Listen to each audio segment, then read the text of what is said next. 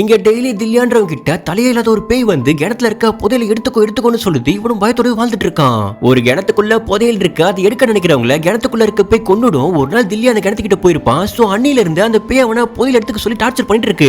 இந்த புதையெல்லாம் அடைய நினைக்கிற கேங்கு தில்லியாவுக்கு ஆசையை காமிச்சு புதையல் எடுக்கிறதுக்கு அவனையும் சேர்த்துக்கிட்டு கூட்டிட்டு போறாங்க. அங்க இருக்க கெட்ட சக்தியால தில்லியாவை மட்டும் ஒண்ணுமே பண்ண முடியல. ஒரு ஆட்டை பலி கொடுத்து கண்ணிப்பெண் தான் முறை அந்த புதையல் தொடரும். சோ அதுக்காக சூனியக்காரி தன் பொண்ணை கூட்டிட்டு வந்திருப்பான். அவளுக்கு மொட்டை அடிச்சு பூஜை போடும்போது ஒரு பேய் அவளை தூக்கி வச்சுக்கிட்டு இவ ஏன் பொண்ணு தரமாட்டேன்னு சொல்லிட்டு அடம் பிடிக்க பலி கொடுக்க கூட்டிட்டு வந்த ஆடும் காணாம போக ஃபைனலா எல்லாருமே சேர்ந்து புதையல் இருக்க இடத்த கண்டுபிடிச்சாங்க. அத தில்லியா தொட்டதுமே புதையல பாதுகாத்துட்டு இருக்க அரக்கம் வெளியே வந்து போலீஸ் உடம்புக்குள்ள புகுந்துகிட்டு தில்லியா அடிக்க வரான். ஆனா அந்த குழந்தைய வச்சிட்டு இருந்த பேய் குழந்தையோட அம்மா உடம்புக்குள்ள புகுந்துகிட்டு அந்த அரக்கனை அடிச்சு தில்லியாவை காப்பாத்துது. ஆக்சுவலா அந்த பேய் வேற யாரும் கிடையாது, தில்லியோட அம்மா தான்.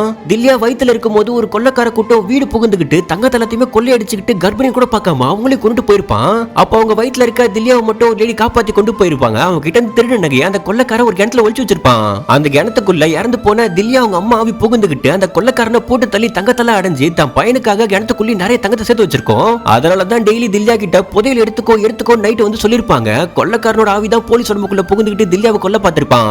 அவங்க அம்மா தான் ஆரம்பத்துல இருந்து தில்லியாவை எந்த சக்தியுமே ஒண்ணுமே பண்ணாத மாதிரி பார்த்துருப்பாங்க. இந்த விஷயத்த தில்லியா கிட்ட சொல்லி புதையல் எடுத்துக்கோன்னு சொல்ல ஒரு பக்கம் காங்கிரி புதையல சின்ன பொண்ணை எடுக்க சொல்றான். அவ தொட்டதுமே அவளுக்கு ஒண்ணுமே ஆகல. உயிர் பலி கொடுத்தாதான் அந்த புதையல வெளியே கொண்டு போக முடியும். அதை மீறி கொண்டு போனா அவங்க வம்சமே அழிஞ்சு போயிடும். பலி கொடுக்க கூட்டிட்டு வந்த ஆடும் காணாம போனதால காங்கிரி அந்த சின்ன பொண்ணை பலி கொடுக்க பாக்குறான். உடனே தில்லியா அவனை அடிச்சு பொண்ணை காப்பாத்த பாக்குறான். அந்த நேரம் பொண்ணை காப்பாத்த அவங்க அம்மா காங்கிரி குத்தி கொன்னுட்டு அவங்களும் இறந்து போயிடுறாங்க.